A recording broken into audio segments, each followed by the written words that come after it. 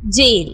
Jail शब्द अगर किसी व्यक्ति के चरित्र से जुड़ जाए तो उसकी गरिमा पर सवाल उठना लाजमी है। लेकिन क्या किसी व्यक्ति के जेल जाने के बाद उसे घृणा या संदेह की निगाह से देखा जाना सही है? दोस्तों, जेल जाने के बहुत से कारण हो सकते हैं और कभी कभी उद्देश्य भी। माना कि दुराचारी, भ्रष्टाचारी, दुष्कर्मी जेल जाते हैं और ऐसे व्यक्तियों से घृणा करना या उनकी बेगुनाही पर संदेह करना स्वाभाविक है। लेकिन जरूरी नहीं कि जेल जाने वाला हर व्यक्ति कुकर्मी, चोर या बदमाश हो।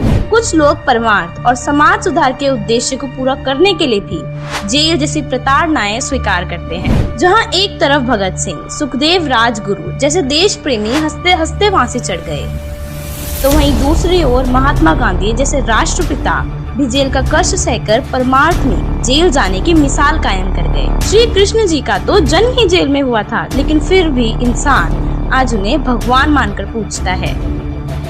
ईसा मसीह जी ने सत्य कहा तो जनता ने उन्हें शूली पर टांग दिया और अब वर्तमान में उन्हें गॉड कहकर संबोधित किया जाता है।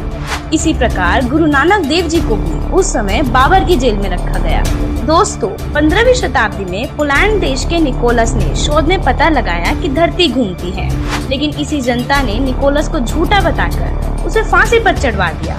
लेकिन कुछ समय पश्चात जब यह बात सच साबित हुई तो इतिहास के पन्नों पर आज भी निकोलस का नाम सुनहरे शब्दों में दर्ज है।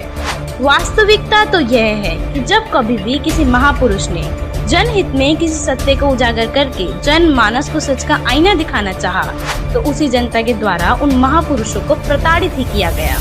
ठीक इसी तरह वर्तमान समय में संत रामपाल जी महाराज भी एक महापुरुष की भूमिका निभा रहे हैं और सभी को एक नई चेतना प्रदान करके अध्यात्म ज्ञान के गुण रहस्य को उजागर कर समाज को बहुमूल्य सत्य ज्ञान प्रदान कर रहे हैं। लेकिन भोली जनता के द्वारा इतिहास में की गई भूल को फिर से दोहराया जा रहा है और उनके इस परोपकार के कार्य में सहयोग के बजाय आलोचना शुरू कर दी। संत रामपाल जी महाराज का गुनाह सिर्फ इतना है कि उन्होंने जनहित में अपना समूल अस्तित्व न्यौछावर कर जनता की भलाई की सोची।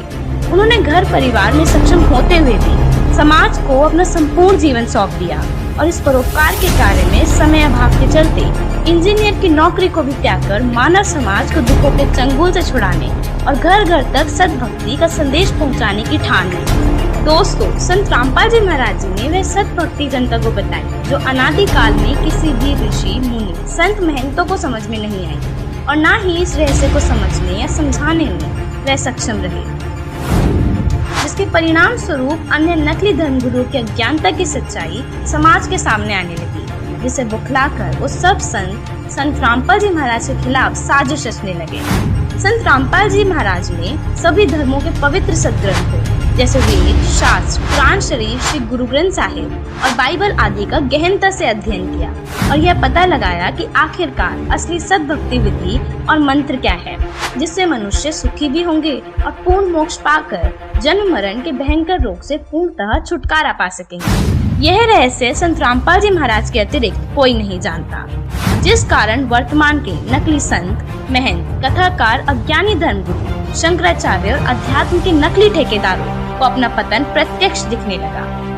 अपने धर्म की झूठी दुकानें बंद होते देख इन ज्ञानहीन संतों ने संत रामपाल जी महाराज जी की आवाज को पूरी तरह दबाने का भरसक प्रयास किया और जिसका परिणाम आज आपके सामने है। सतगुरु पृथ्वी पर संघर्ष करके समाज को सत ज्ञान से अवगत करवाने के लिए आते हैं और समाज उनको गालियां देते हैं, उनको जेल में डालते हैं। दोस्तों, इस वीडियो के माध्यम से हमारा आप सभी से अनुरोध है कि जो गलतियां हम पहले से करते आ रहे हैं उन्हें फिर से न दोहराएं। एक सभ्य और शिक्षित व्यक्ति होने का परिचय दें। आप जी सिर्फ एक बार संत रामपाल जी महाराज जी का सत्संग जरूर सुनकर देखें। हम दावा करते हैं आप अवश्य अपने दांतों तले उंगली दबाने को मजबूर हो जाएंगे। धन्यवाद।